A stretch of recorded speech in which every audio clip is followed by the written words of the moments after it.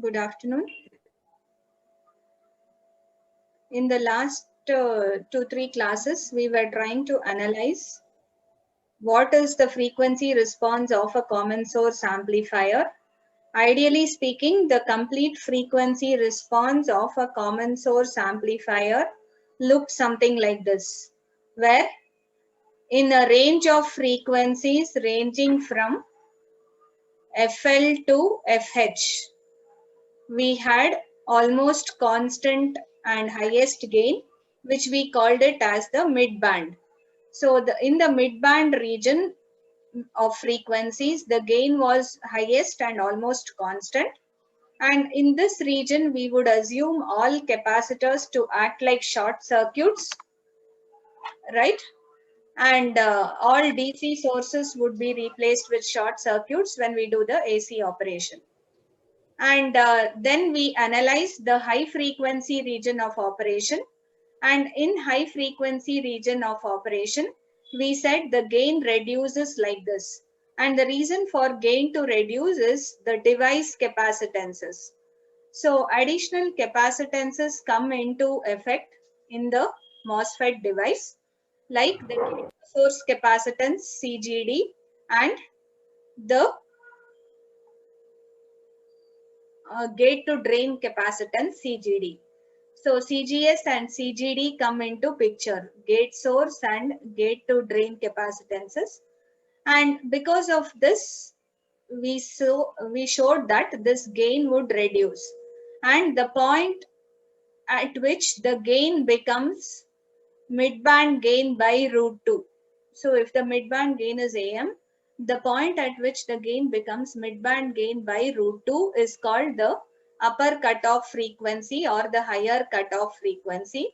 At this point, if we talk of all the gains in decibels, the gain at this point will be 3 decibels less than the gain in the midband. Remember that. This is called the upper cutoff frequency.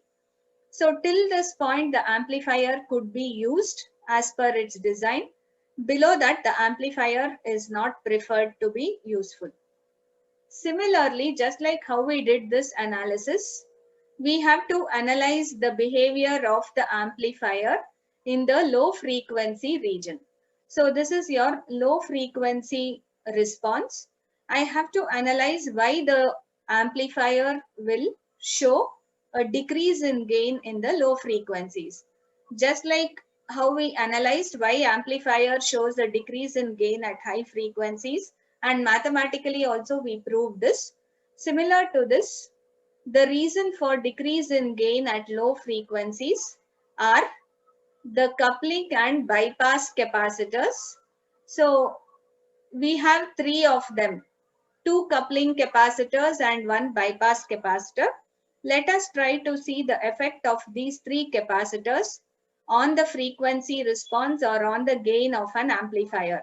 So what happens at low frequencies we are trying to analyze now, and we'll be deriving the expression for FL also. We will show how the lower cutoff frequency can be determined in 3 ways because of the 3 capacitors.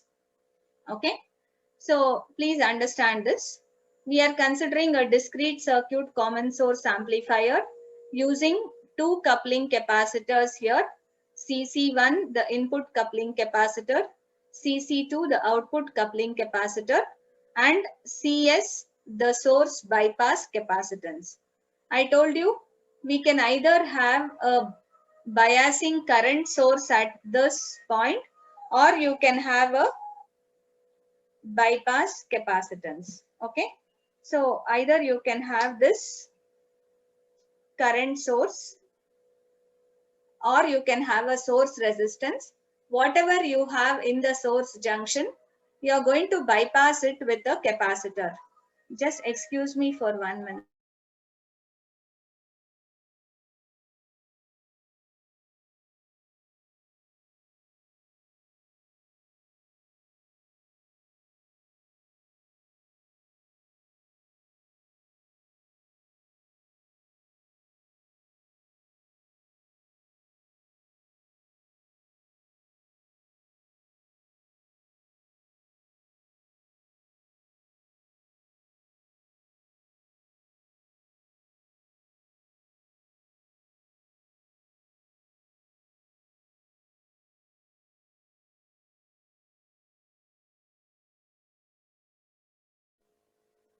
Yeah, sorry.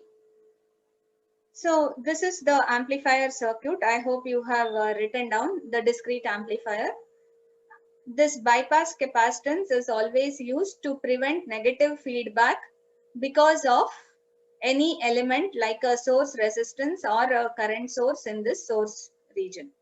So we use this constant current source I in the source as one of the best methods of biasing the MOSFET. But unfortunately, we haven't studied it in our theory. So just understand, you can simply put a resistor RS here also, it won't matter. You can show a resistor and this capacitor, even then it is fine. Okay? Or this resistor connected to minus VSS, anything you can use. So in this circuit next, we will be writing the AC equivalent circuit. As usual, you know what should we do for AC equivalent circuit? We cannot replace the capacitors with short circuits here because these are the three capacitors whose effect we are trying to analyze. What is the effect of each of these capacitors on the gain of the amplifier?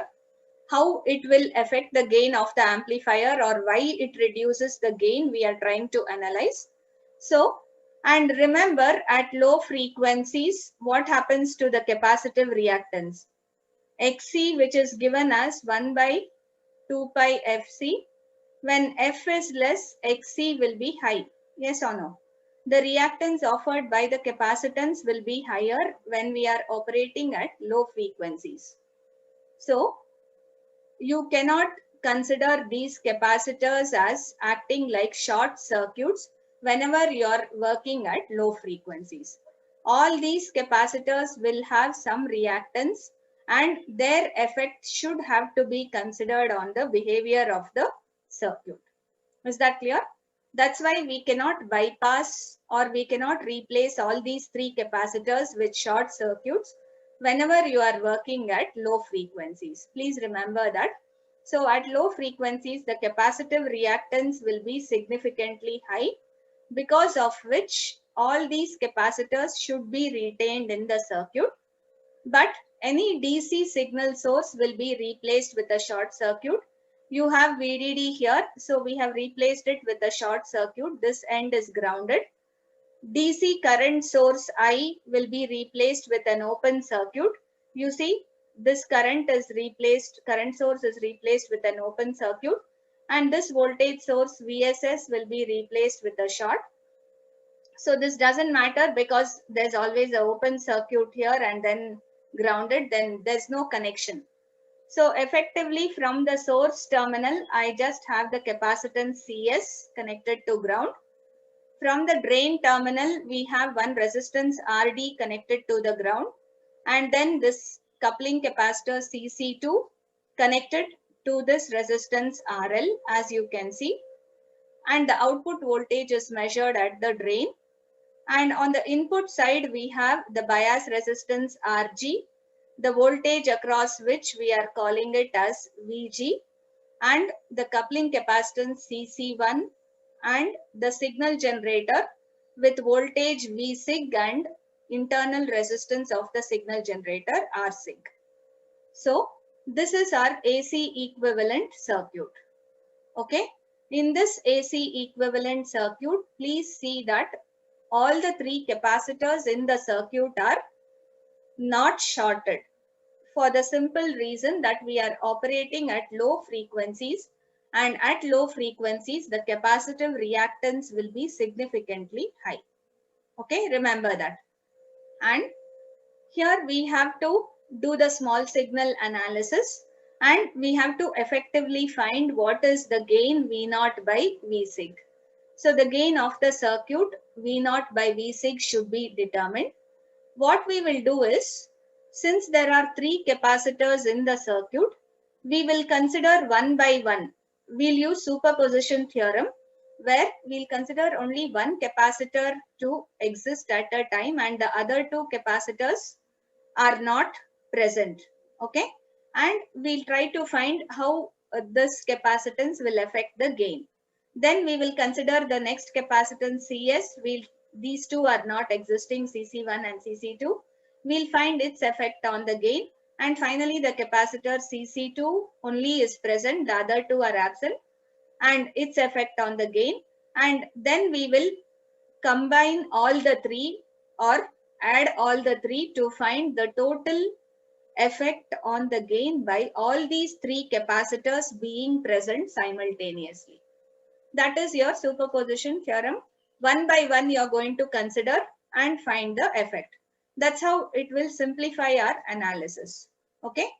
So first we will, one more thing, we are in the equivalent model. If I replace the MOSFET with its equivalent model, on the input side, remember, I'm going to have an open circuit. Here I have the resistance RG.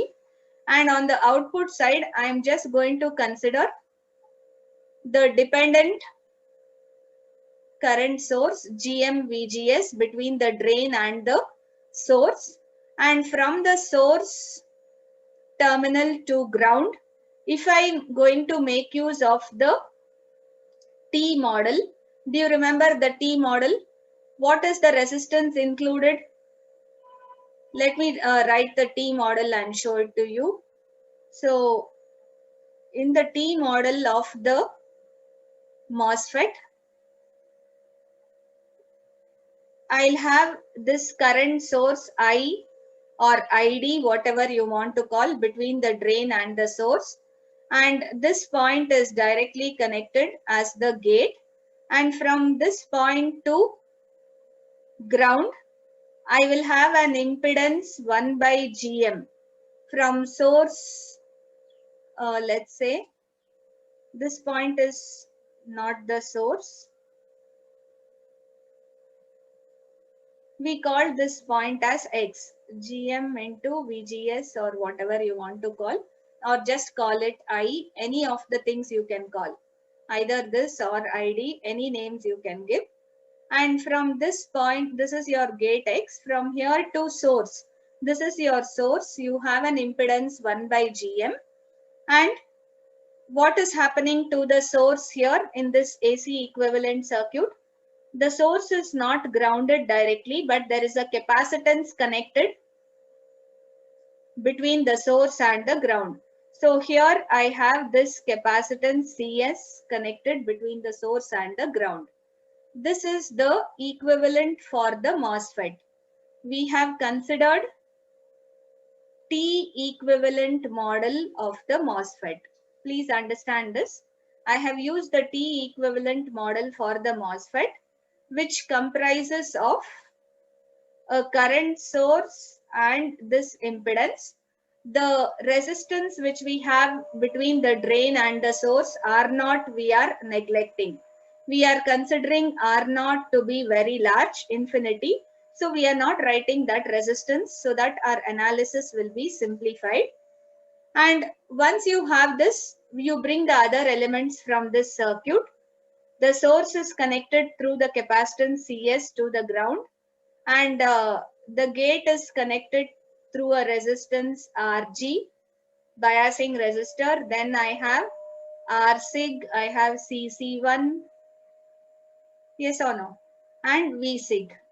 This is the input side of the circuit in our equivalent model. And on the output side, what should I have?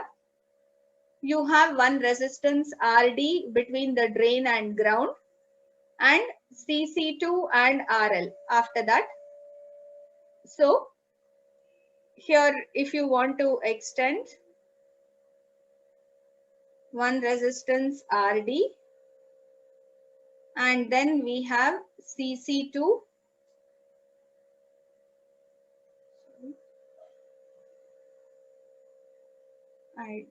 and RL here. I'll show it in another diagram. This Cc2 and RL, this will be your effective what? This is the small signal equivalent model which we are going to analyze. Okay. So in the small signal equivalent model, I told you we'll do it part by part. First, I'll consider the input side. I'll just consider the elements on the input side. If I have to consider the effect of what? The coupling capacitance CC1. So here part 1,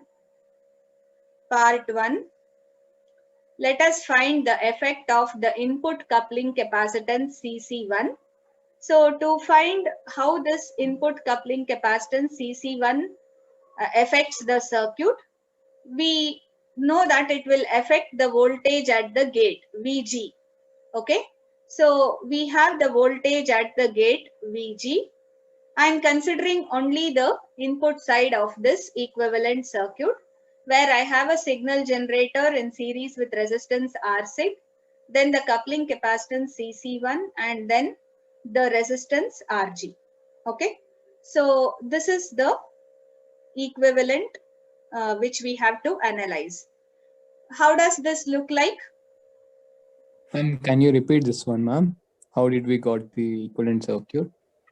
Yeah, I think I'll draw that equivalent circuit somewhere. Now it's better.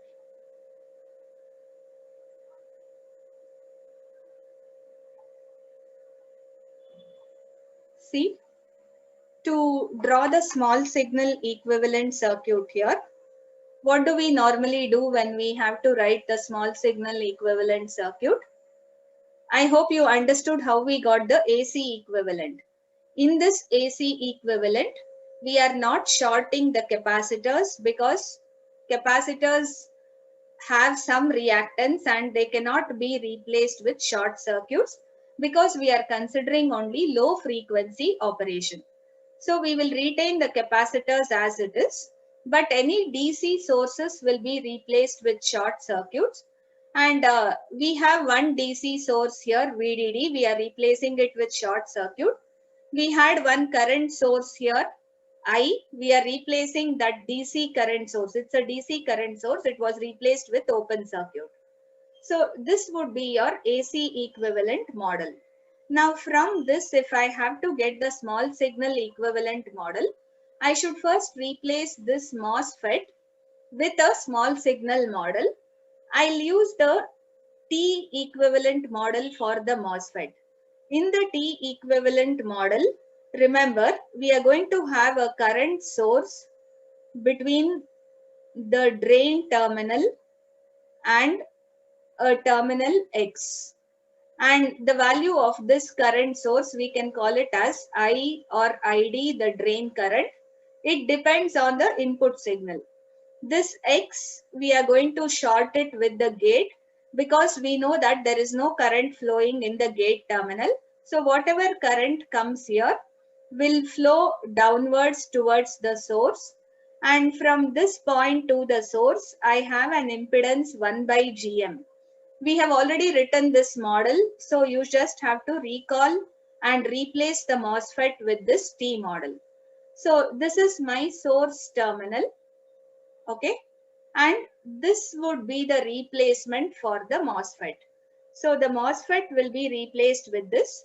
Ideally speaking, we have a resistance here, R0, which will appear between the drain and the source. But if I treat R0 as infinity, I can open this. Remember this output resistance, if I make it very large, then I need not consider R0. And we are doing that so that our analysis will be simple. Okay.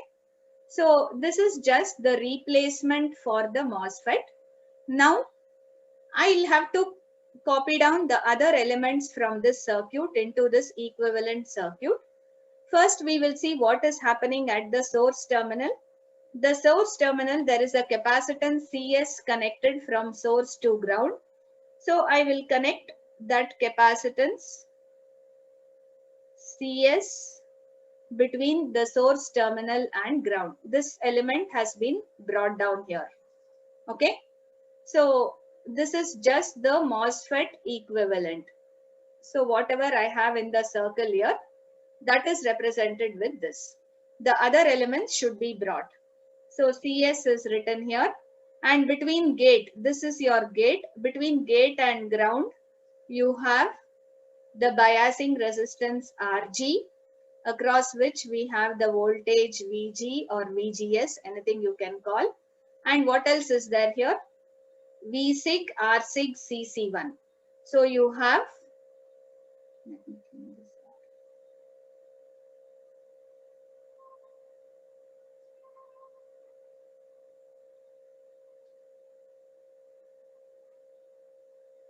Yeah, I'll just replace. I'm just copying down the elements from the AC equivalent circuit to this small signal model. Rsig, Cc1 and Vsig, the source. So input side is complete. We have written everything from here till here. Now coming to the drain terminal, this is the drain terminal. What do I have connected from drain to ground? First, I have one resistance RD. We have this resistance RD connected from drain to ground. And then from drain to ground again I have Cc2 capacitance and the load resistance RL. So I have a capacitance Cc2 coupled with a resistance RL which is connected from drain to ground here. And the output voltage is measured here between the drain and the ground. Across this resistance RL, we are measuring the output voltage. Okay.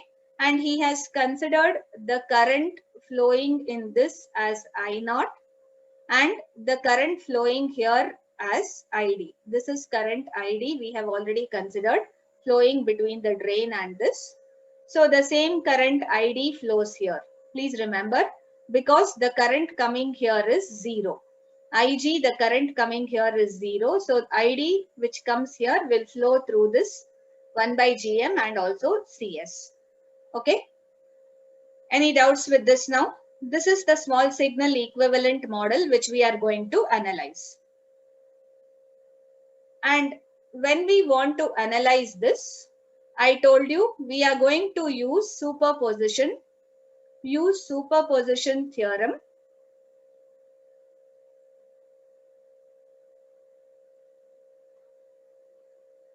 to consider effect of individual capacitances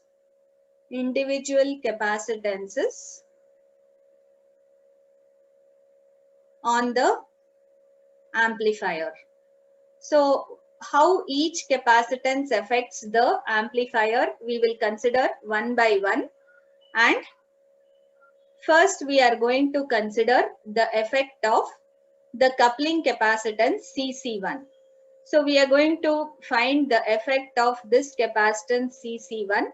So I will just consider that part of the circuit which is influenced by this CC1. See, only the input side of the circuit will be influenced by this. Only this voltage VG will change because of CC1. If CC1 is not there, VG would have been different. Because CC1 is there, VG will be different. Remember, there is no current going from gate to this X. So the rest of the circuit will not be affected due to this capacitor. So you just can simplify your analysis, network analysis, by simply writing only that part of the circuit which gets affected because of the presence of CC1. So that is the input part. Only this part of the circuit we are writing next. See here, we have just written only the input part of the circuit.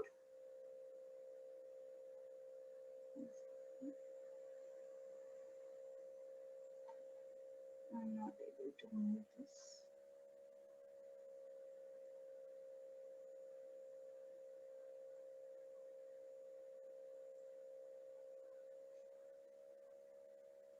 Okay. So let's consider what should we do in analyzing this. I have to find out what is the value of this voltage VG in relation to the applied input signal voltage Vsig and consider the effect of all these three elements. How would you do it? Simple apply voltage divider rule. Vg is equal to Vsig into Rg by Rsig plus XC1 plus RG. That's all I have written. See here, VG, the voltage drop across this resistor, is the input signal voltage, the total voltage, into the resistance Rg divided by the sum of resistances in both the branches, R sig plus XCC1, we call it as XCC1 plus Rg. Rg plus R sig plus the resistance in this branch will be R sig plus XCC1. Okay. The reactance due to this capacitor, the total resistance in this branch, and the resistance in this branch is Rg. So this is our voltage divider rule.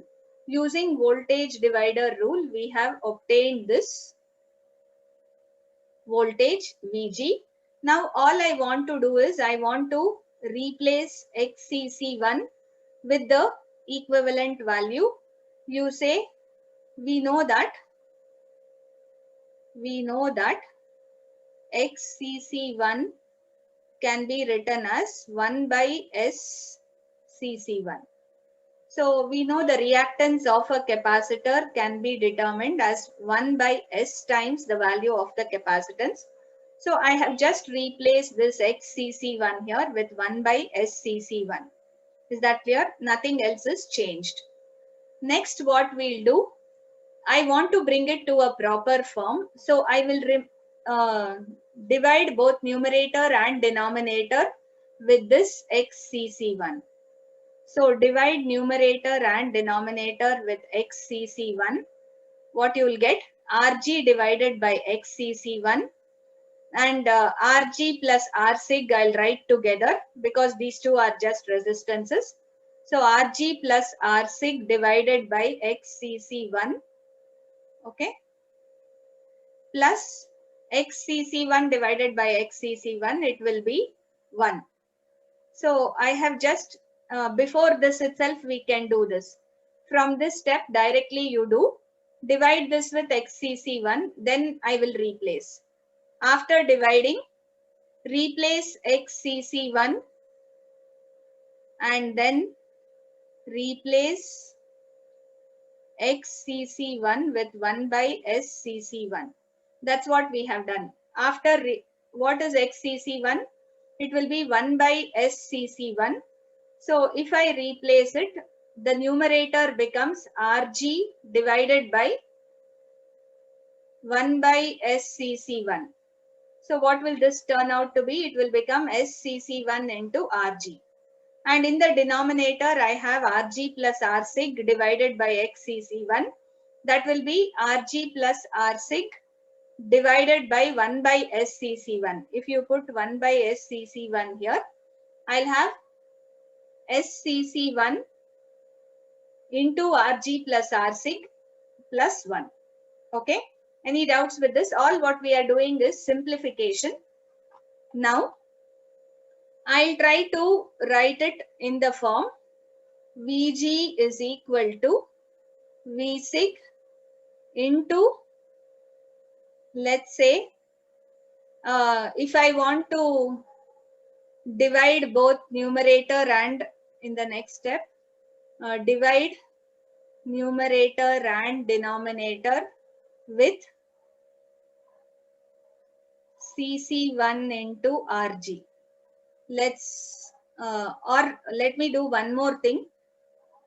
If I take Rg by Rg plus R sig outside, if I want to take this outside, Rg by Rg plus R sig, if I take it outside, what is remaining in the numerator? SCC1 will be there in the numerator. And in the denominator, first term, I will have SCC1. And I'm dividing it with what? Let me do it. What have I taken out here?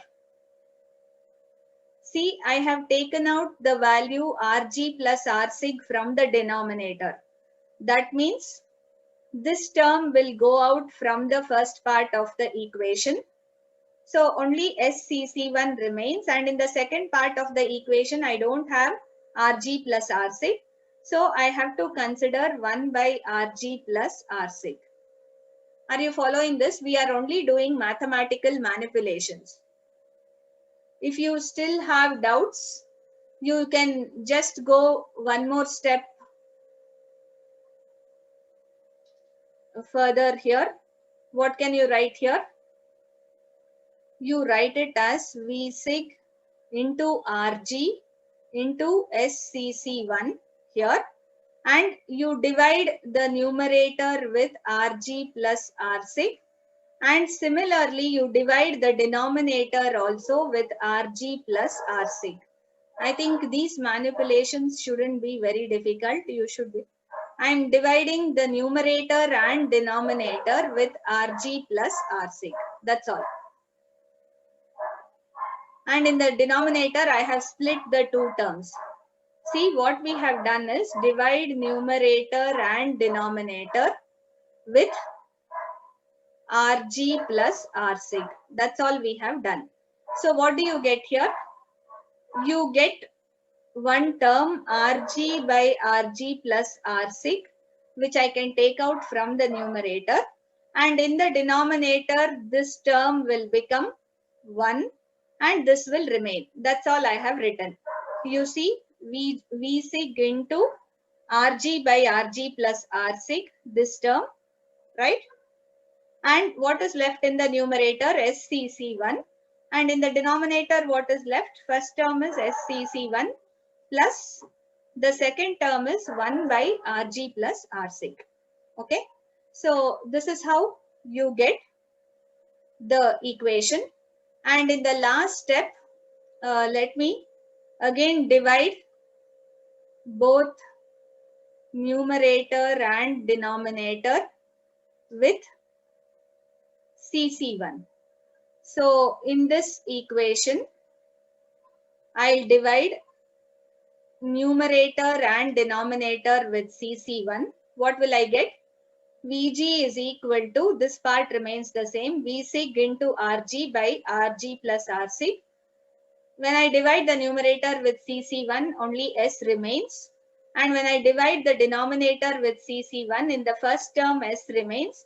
In the second term, I'm going to get 1 by CC1 into Rg plus Rsig. Okay. There is one reason for writing the equation in this form. We call this is in the form, this part is in the form S divided by S plus omega L or omega P, which represents the transfer function of a single time constant high pass circuit. So just like how we had a single time constant low pass filter when we did the high frequency analysis, here we are going to do the single time constant high pass circuit, and the transfer function will be in this form. This is the transfer function. If you want, you can write transfer function of a single time constant high pass filter. So I'll show you how to derive that transfer function. How will the high pass filter look? It will have a capacitor first and a resistor here. So this is an STC high pass filter circuit. A simple high pass filter circuit will have a capacitor here and a resistance here. If you consider this voltage as Vi and this as V0, let's try to get the transfer function. Transfer function is V0 by Vi. You have to find this. Can you find the expression for V0 here? What would V0 be? Voltage divider rule. Vi into R divided by, like what we did yesterday, the capacitive reactance plus R. See, we are just trying to find what is the value of V0 here. It would be the given input voltage into the resistance of this current branch R divided by the sum of resistance of this branch R and the resistance of this branch, which is HC. Yes or no?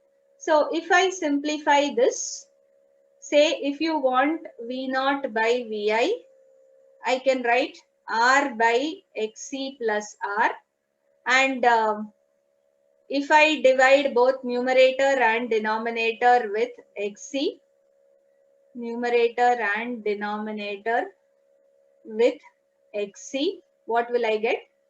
I'll get V naught by Vi is equal to R divided by Xc by 1 plus R divided by Xc. And what is Xc? How do I write the reactance?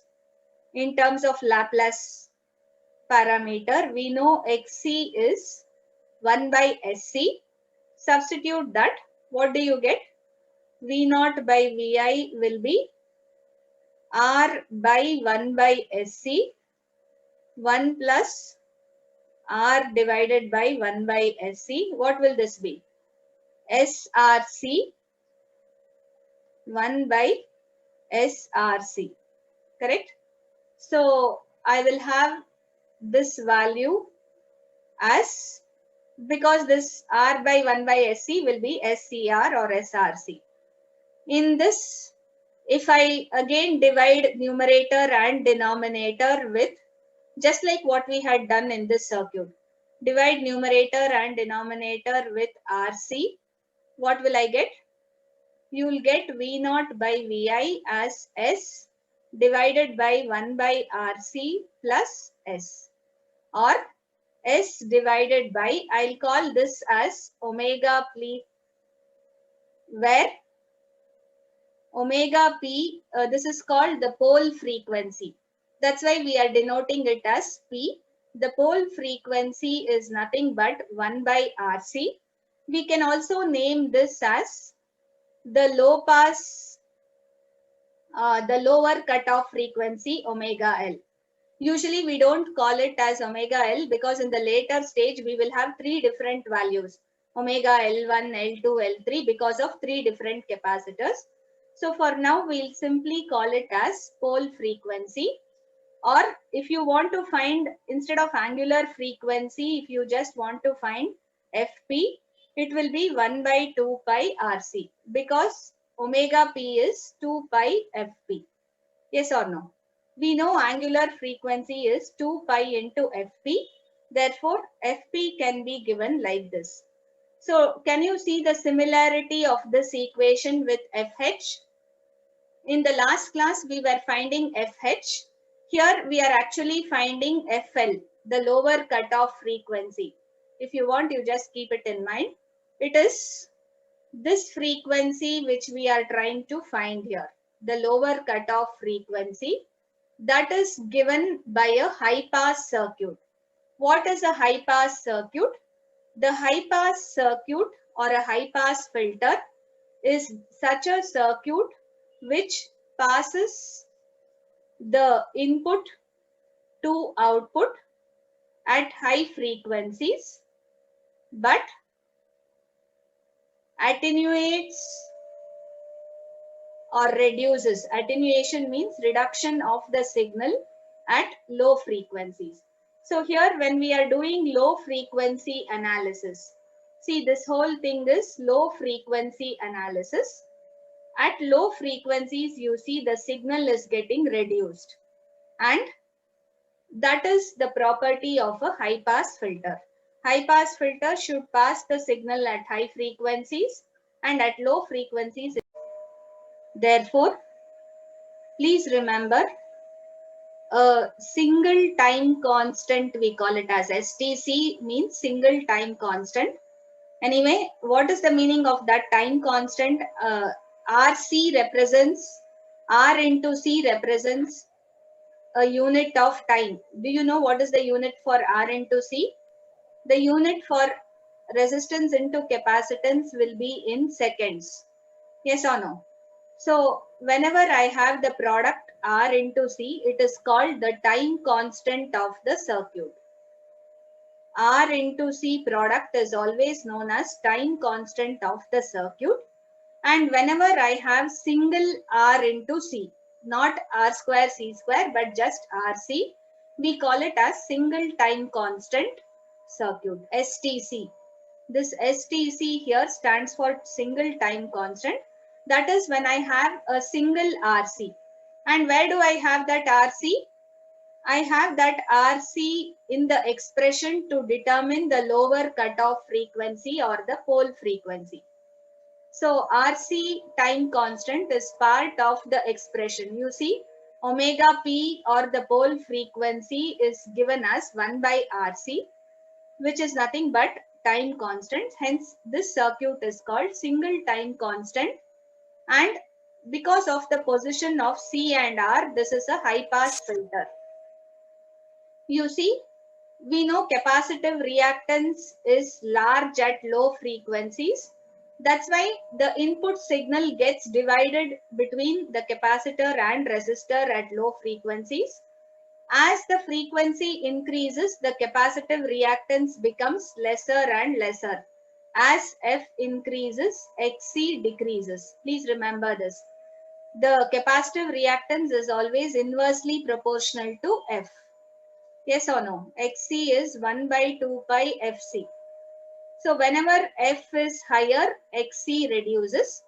At very high values of F, this capacitor will act like short circuit.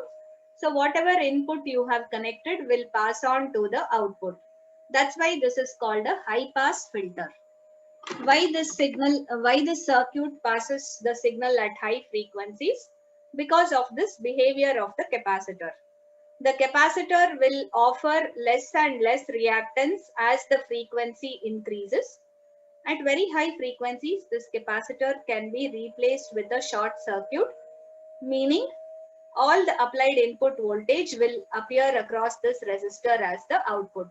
That's why if you try to trace the behavior, you will see initially the output. If I just write output versus input or output versus frequency, I'll write. At low frequencies, because this capacitor is not a short circuit, the input voltage gets divided between the capacitor and resistor. So output voltage will be lesser. All the input signal will not come here. But as the frequency increases, the capacitive reactance will reduce. So most of the input signal will start coming as output. Finally, at very high frequencies, the capacitor can be considered to act like a short circuit. The capacitive reactance will be almost zero when it sends all the input as output. So at this point, V0 will be equal to Vi. Here, V0 will be less than Vi. That's why this is called as a high pass filter. Okay. And if you plot V0 by Vi, then you will be plotting gain. So you can also plot gain, which is V0 by Vi versus frequency. You will get the same plot. Here A is less than 1. Here the gain is equal to 1 because V0 is equal to Vi. That's all. Is this clear? And what we are trying to show here is what is the transfer function V0 by Vi. Output of this RC circuit divided by its input is in the form S divided by omega p plus S. So this is the response or transfer function of a single time constant high pass filter. And if you compare it with what we have got here, look at this expression, S divided by S plus 1 by R into C. Here I have Rg plus Rsig, sum of two resistor. It's a resistance again. So I have this part of the circuit as S divided by S plus 1 by Rc, which is nothing but exactly similar to what I have here. Yes or no? That's why here we are trying to state that fact. This factor in the equation is similar to the transfer function of a single time constant circuit of high pass type. It is of the high pass type and it will have the pole frequency. The other names for pole frequency are corner or break frequency. So whether I call it break frequency, corner frequency or pole frequency, all means one and the same. And what is the value of that pole frequency? What is omega p in this case? 1 by cc1 into rg plus rsig. So you can see the value of the pole frequency. This is due to coupling capacitor cc1. What is the lower cutoff frequency due to coupling capacitor cc1? It will be defined as 1 by cc1 into rg plus rsig when I compare it with this equation. So you call this as A and this as B. Comparing A and B. How do you get this is C? This is obtained by comparing A and B. Okay. After comparing this, I told you for the exam you need not derive this, but this is also there as part of your syllabus in the 5th module. We have filters in the 5th module and you'll be doing it in the lab also. So you can as well study it here because we are using that concept here. I need to know that this response S divided by S plus omega p is in the form of the response of a high pass filter. We have shown for high pass filter, the response will be like this, V naught by Vi transfer function. And this circuit which we have, the input side of the common source amplifier. This common source amplifier input side is giving you the response similar to that of a high pass filter. So we can find the lower cutoff frequency due to the effect of coupling capacitance CC1 as 1 by CC1 into Rg plus Rc, or if you want you can write it as FP1. If you want you call it as FL1 or FP1. The first lower cutoff frequency is 1 by 2 pi. I just have to add 2 pi to this equation. CC1 into Rg plus Rc. Remember, angular frequency is related to natural frequency using the relation omega p1 is 2 pi fp1. So if you are wanting to find fp1, it will be 1 by 2 pi into this cc1 into this. Very important relation which you have to find and remember for problems also. So whenever we are doing the low frequency response, the first step is to consider the AC equivalent circuit of the discrete common source amplifier. Then from this AC equivalent circuit, we write the small signal equivalent circuit and we use the T model here. And after writing the small signal equivalent circuit, we say, since there are three capacitors whose effect I have to analyze, CC1, CS as well as CC2, we'll use superposition, consider one active at a time and the other two to be inactive, and we'll try to analyze. First, I'm going to analyze the effect of CC1. If at all you have to analyze the effect of CC1, you have to consider that part of the circuit which is affected by CC1, which will only include Vsig, Rsig, CC1 and this resistance Rg. The rest of the circuit is not affected because the current coming from the gate to this part of the circuit is 0. Because Ig is 0, this will not affect the rest. So we've considered only this part of the circuit and we have tried to use voltage divider rule and find the value of voltage Vg in terms of Vsig. And we have manipulated this and we brought it to this form where this part of the equation resembles the voltage of a single time constant high pass filter circuit, from which we can determine this last term 1 by CC1 into Rg plus Rc can be equated to the first pole frequency or the first lower cutoff frequency due to the capacitance CC1. So now we are done with analysis of the first part.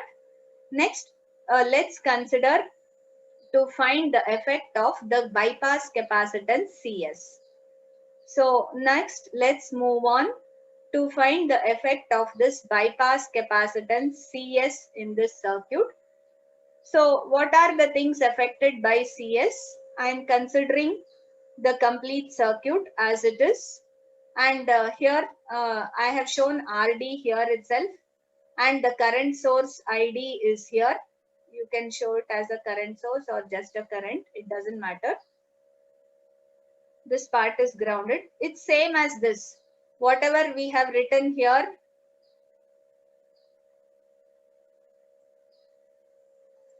it is same. Rather than writing RD downwards, I have shown RD upwards. That's all. Whether I write this RD here shown and connected to ground, it doesn't matter. I can remove it from here. We have the rest as it is. Okay. So that's all I have done. No other changes. This will be the equivalent circuit to find the effect of this capacitance Cs. And let's try to find what is the value of this drain current ID. You know that what is the voltage here? If this voltage is Vg, what would be the voltage on the other side of Rg? Yes?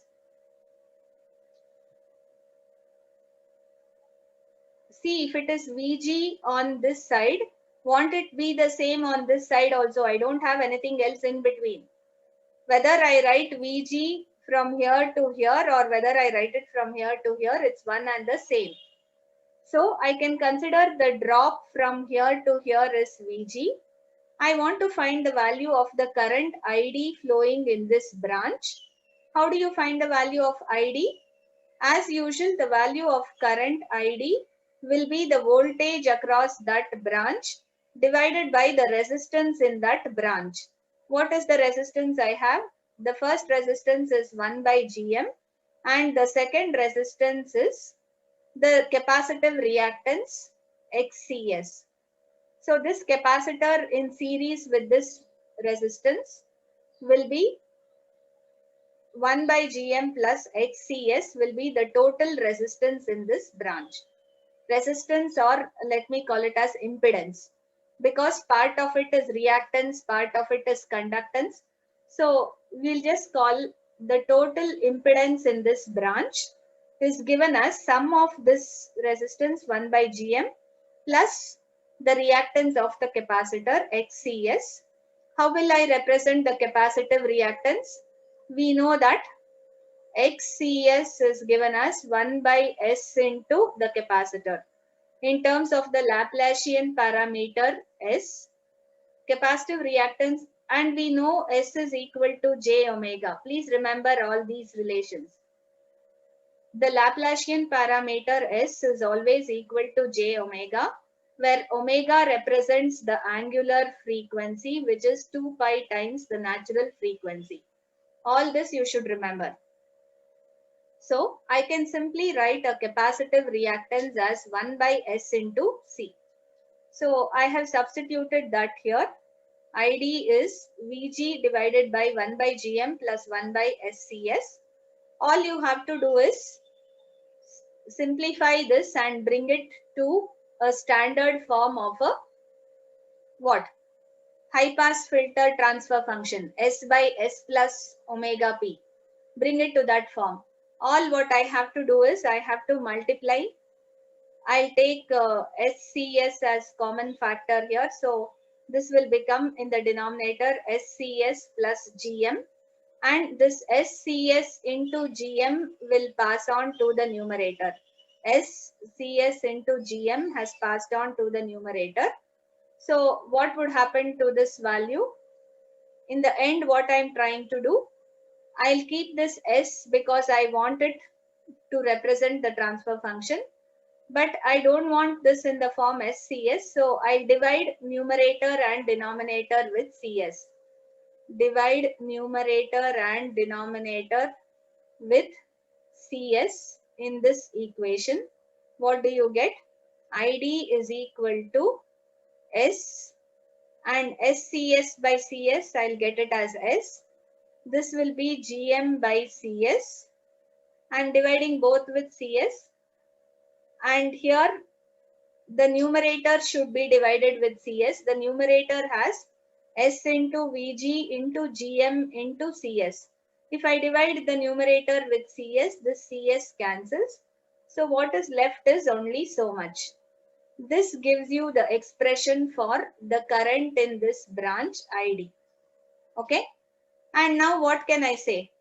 Again, this part of the transfer function, this part of the transfer function is similar to that of what?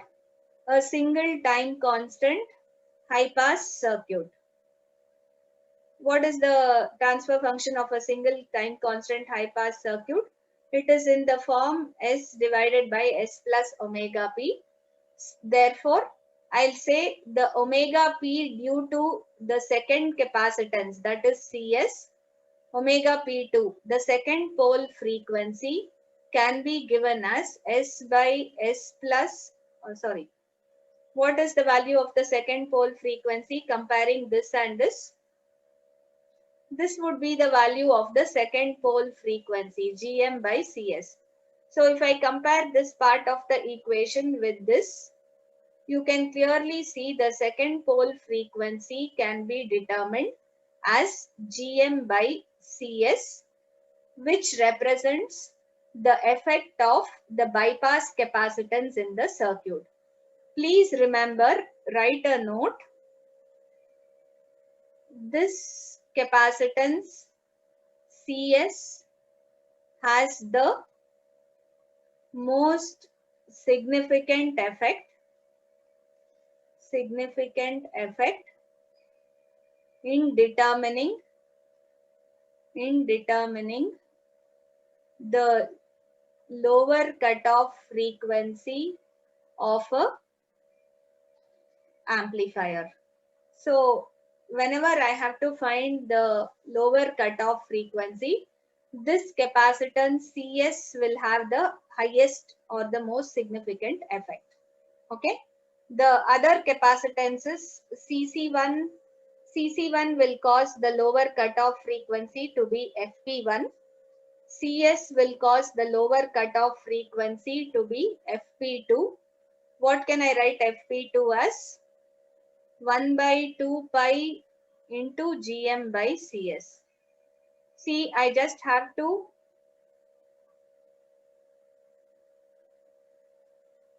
is that right?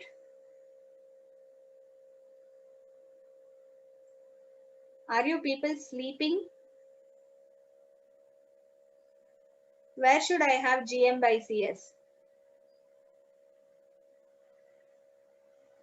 See, omega P2 is 2 pi into FP2. So how do you find FP2? 1 by 2 pi into GM by CS. I can't bring GM by CS to the denominator. So 1 by 2 pi into GM by CS will give you the value of the second pole frequency due to bypass capacitor CS. Okay.